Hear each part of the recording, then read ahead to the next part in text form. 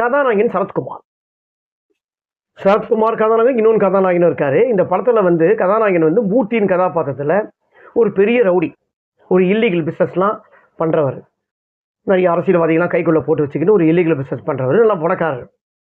அவருக்கு வந்து மனைவி குழந்தைங்களாம் இருக்காங்க. அவரோட பொண்ணு வந்து காலேஜ் படிக்குது. காலேஜ் படிக்கும் போதே ஒரு பையனை லவ் பண்ணுறான். அந்த பையன் யாரு?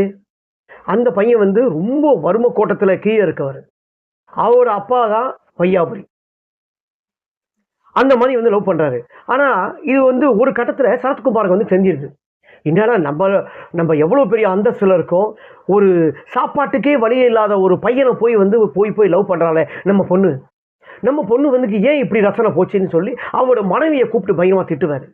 பொண்ணு என்ன பண்ணுறா, எங்கே போகிறா, மொபைலை நோண்டி நிற்காலே, நீ ஏன் அவனை பார்க்க மாட்டேற அப்படின்னு சொல்லிட்டு திட்டுவார். இதுக்கு நான் ஒரு முற்றுப்புள்ளி வைக்கிறேன் அப்படின்னு சொல்லிட்டு அந்த பையனை கூட்டு வராரு. அந்த பையனை கூட்டு வந்து நல்லா அடி அடிக்கிறாரு.